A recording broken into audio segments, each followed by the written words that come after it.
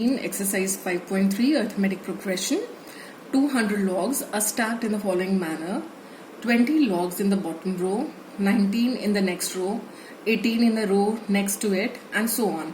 In how many rows are the 200 logs placed and how many logs are in the top row? देखो question में आपको दिया हुआ है कि you have got a total of 200 logs, है ना। 200 टोटल लॉग्स हैं आपके पास। आपने उन लॉग्स को इस तरह से अरेंज करना है, starting with 20 logs in the first row, और एक एक कर हर रो में आपको एक लॉग डिक्रीज करते जाना है। मतलब if suppose you have 20 logs in the first row, तो नेक्स्ट रो में आपके पास 19 लॉग्स होने चाहिए, उससे अगली थर्ड रो में आपके पास 18 लॉग्स होने चाहिए, है ना। तो आपको इस तरह से उन लॉग्स को अरेंज करना है और आपको अब ये पता लगाना है कि ऐसी कितनी रोज में आपके 200 लॉग्स अरेंज हो जाएंगे। ठीक है, तो दैट मीन्स आपको n पता लगाना है, कितनी रोज पता लगानी है ना। In how many rows are the 200 logs placed, that means you have to find out n, और उसके बाद आपको क्या पता लगाना है, you have to find out how many logs are in the top row. जो nth रो आपकी बनने वाली है उसमें आपको an पता लगाना है कि जो टॉप रो है उसमें कितने लॉग्स आने वाले हैं, मतलब उसमें an की वैल्यू क्या होने वाली है। तो आप देख रहे हैं कि यहाँ पर जब आप लॉग्स को अरेंज करते हैं तो फर्स्ट रो में कितने लॉग्स आ रहे हैं। Let's call the first row as A1। तो A1 में आपके पास कितने लॉग्स हैं, A1 हैज 20 लॉग्स। इसी तरह से A2 में आपके पास कितने लॉग्स हैं, A2 हैज 19 लॉग्स। A3 में कितने लॉग्स हैं, A3 हैज 18 लॉग्स। और आपके पास टोटल कितने लॉग्स हैं, Sn, दैट मीन्स टोटल मतलब टोटल कितने लॉग्स हैं, Sn आपके पास 200 है। अब आप अगर इसको ऑब्जर्व करें तो आप देखेंगे कि ये एक डिक्रीजिंग एपी है। डिक्रीजिंग एपी क्यों है, because the values are decreasing, है ना। अब इस एपी में अगर हमें डी की वैल्यू फाइंड आउट करनी हो, D is a common difference. Common difference क्या होगा, common difference is the difference between any two consecutive terms of the AP. अब किन्हीं दो कॉन्जिक्यूटिव टर्म्स के बीच का डिफरेंस आपको कॉमन डिफरेंस दे रहा है ना, डी दे रहा है, तो D can be calculated by A2 minus A1। So this is 19 minus 20 which is -1। तो डी आपका -1 आ रहा है, तभी ये डिक्रीज हो रही है एपी। अब हमें ये पता लगाना है कि आप कौन सी रो में जाकर ये सारे लॉग्स आपके यूज हो जाएंगे, 200 लॉग्स, और आपको ये वो जो रो होगी वो कौन सी रो होने वाली है, ये हमें पता लगाना है। अब हमें क्या दिया हुआ है, we'll start with what is given to us. हमें गिवन है Sn इज इक्वल टू 200। अब Sn 200 है, दैट मीन्स Sn का हम यहाँ फॉर्मूला अप्लाई करेंगे। Sn का फॉर्मूला होता है n/2 2A1 plus n-1 into d। So this should be equal to 200। अब n तो हमें पता नहीं है, तो we'll keep it as it is. 2A1, A1 मतलब पहली रो में हमारे पास कितने लॉग्स थे, 20 प्लस n-1, और d कितना है हमारा, -1। So this is equal to 200। So you have n/2 into 40 plus n into -1 will be -n, -1 will be +1 is equal to 200। तो आपके पास आया n into 40 minus n, plus minus minus हो गया, 40 + 1 is 41। This is equal to, ये 2 यहाँ divide में था, जब इक्वल टू के दूसरी तरफ गया तो ये 200 into 2 हो गया, that is 400। So you have 41n minus n² is equal to 400। अब हम सारी टर्म्स को एक ही तरफ ले जाते हैं, तो we have n² minus 41n plus 400 is equal to 0। अब आप देख रहे हैं this is a quadratic equation. In n the variable is n। अब क्वाड्रेटिक इक्वेशन को सॉल्व करने के लिए you can either solve it by splitting the middle term और you can use the quadratic formula, है ना। तो हम यहाँ पे क्या करेंगे, let us solve it by simplify it by splitting the middle term. जब स्प्लिटिंग द मिडिल टर्म वाला आपको यूज करना होता है मेथड, तो आप क्या करते हैं, जो n² का कोफिशिएंट है, n² का कोफिशिएंट जहां पर क्या है 1, उसको कांस्टेंट टर्म से मल्टीप्लाई करते हैं, तो 1 into 400 इज 400। अब 400 के हम फैक्टर्स फाइंड आउट करेंगे, तो फैक्टर्स ऑफ 400 विल बी, आप देख रहे हैं कि इसके फैक्टर्स आए हैं 2 raise to the power 4, 2 4 times आ रहा है, 2 into 2 into 2 into 2 into 5 into 5। अब इन फैक्टर्स को हमने इस तरह से लेना है कि हमें सम तो -41 मिल जाए और प्रोडक्ट तो ऑब्वियसली 400 आएगा ही आएगा, क्योंकि हमने 400 के फैक्टर्स निकाले हैं, है ना।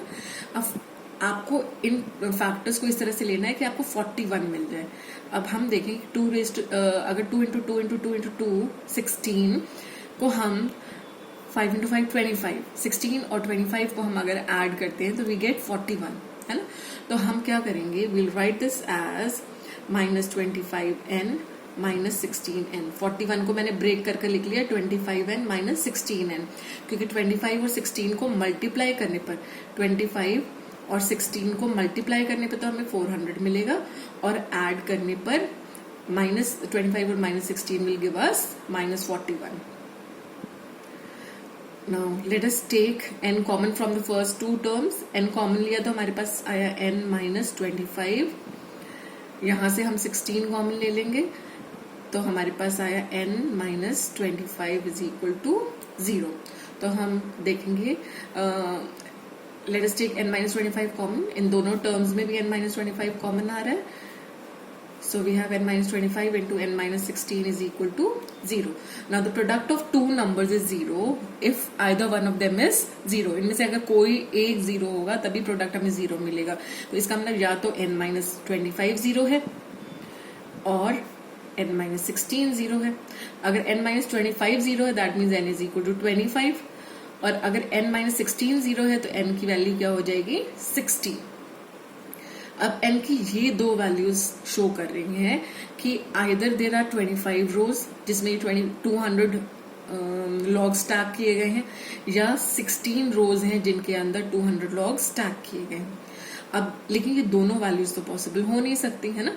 तो we have to find out which one of these values is true. तो उसके लिए हमें एक चीज और निकालने को बोला गया था कि how many logs are there in the top row. तो हम क्या करते हैं, विल फाइंड आउट an।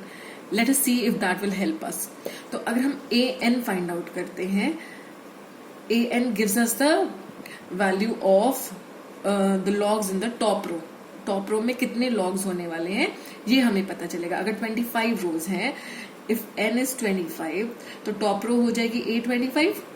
तो a25 किसके इक्वल होगा, a1 plus 25 minus 1 into D. यहाँ पर फॉर्मूला हम कौन सा यूज कर रहे हैं, an is equal to a1 plus n minus 1 into D. ये वाला फॉर्मूला हम यूज कर रहे हैं ना।